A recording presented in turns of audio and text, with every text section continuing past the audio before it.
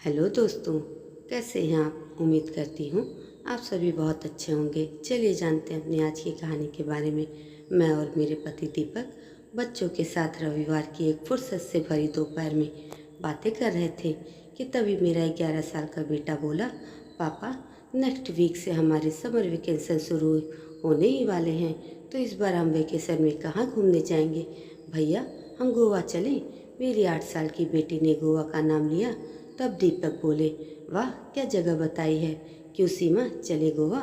पति दीपक के इस प्लान पर मैं विचार करने लगी। तभी मेरा बेटा बोला, माँ पापा आप लोग गर्मी की छुट्टियों में क्या करते थे। बेटे के इस सवाल पर मैं मुस्कुराई तो दीपक बोले, बेटा हमारे समय की गर्मियों की छुट्टियों वाला समय कितना रोचक होता था, उस रोचकता को शब्दों में बता पाना मुश्किल है।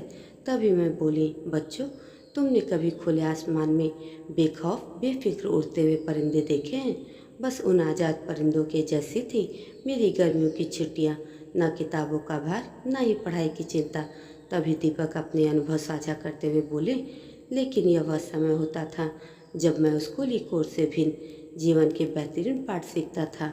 नानी नाना के आंगन में सत्तू के स्वाद के साथ हम मेरे मौसेरे भाई बहन हर साल इन्हीं दिनों में मिलते थे। मेरे लिए तो आनंद का दूसरा नाम था वो गर्मियों की छुट्टियों वाला नानी के घर के किस्से वाला आंगन। दोनों बच्चे हमारी बातें ध्यान से सुनने लगे तो मैं आगे बोली, मेरी नानी के किस्से में लोक कथाएँ रहती, भूत प्रेत रहते और ऊंची ऊंची कल्पनाएं रहती। वहीं नाना जी के पास रहते थे ढेर उपन्यास। कोर्स की किताबों से इतर नाना जी की ये किताबें हमें बड़ा ही आकर्षित करती। महाभारत गीता रामायण जैसे महाग्रंथ नाना जी हमें बड़ी सरलता से पढ़ाते। नानी सबको खाने पीने की चीज़ें बराबर में बांटती तो सबके अधिकार बराबर हैं, सहजता में समझ में आ जाता। हम आज के बच्चों की तरह नो शेयरिंग वाला व्यवहार नहीं करते थे। हम सब तो आपस में बड़े प्रेम से हर चीज़ की साझेदारी करते थे। गर्मियों के अवकाश साथ गुजारने से हम सबके बीच के संबंध और मजबूत हो जाते। मैं यह बताती हुई गहरी सोच में चली गई तो दीपक बोले, तुम आजकल के बच्चे क्या जानो उन दोनों के आनंद को। मुझे उन सुहावने दिनों को याद करके आज भी गुदगुदी सी होती है। रात तारों को देखते हुए छत पर सोना, कल्पनाओं से भी परे मनगढ़ंत बातें करना, आधी रात तक भूत प्रेत के किस्से सुनना सुनाना और फिर डर के मारे दुबक कर नानी के पल्लू पकड़कर सो जाना।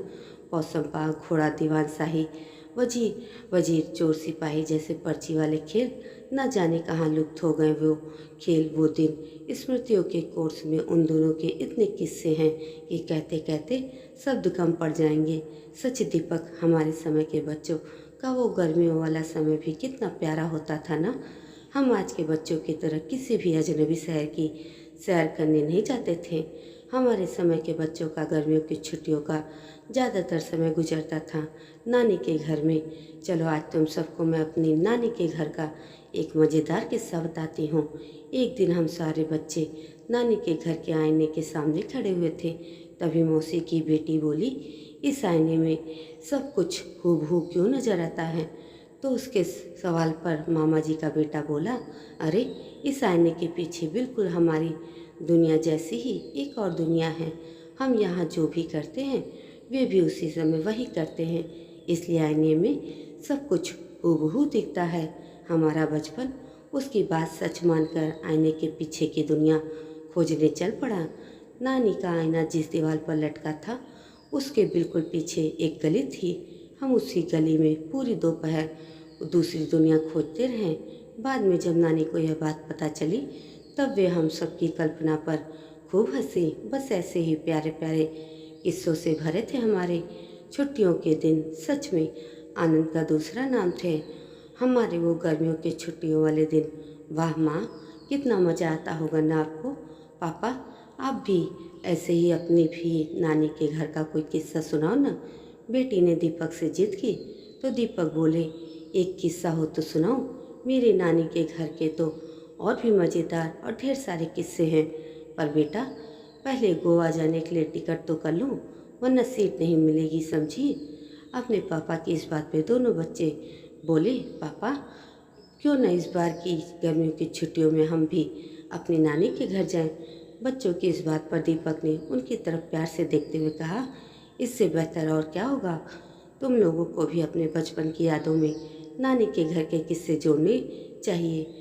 पति दीपक की बात सुनकर मैं मुस्कुराई और फिर हमने तय किया कि इस बार बच्चों की गर्मियों की छुट्टियां बीतेंगी बच्चों के नानी के घर में, ताकि वे भी बना सकें हमारी ही तरह अपनी नानी के घर वाले प्यारे प्यारे किस्से। दोस्तों, ये कहानी आपको कैसी लगी कमेंट करके ज़रूर बताइएगा और ऐसी अन्य कहानियों के लिए मेरे चैनल को भी सब्सक्राइब ज़रूर करिएगा। धन्यवाद।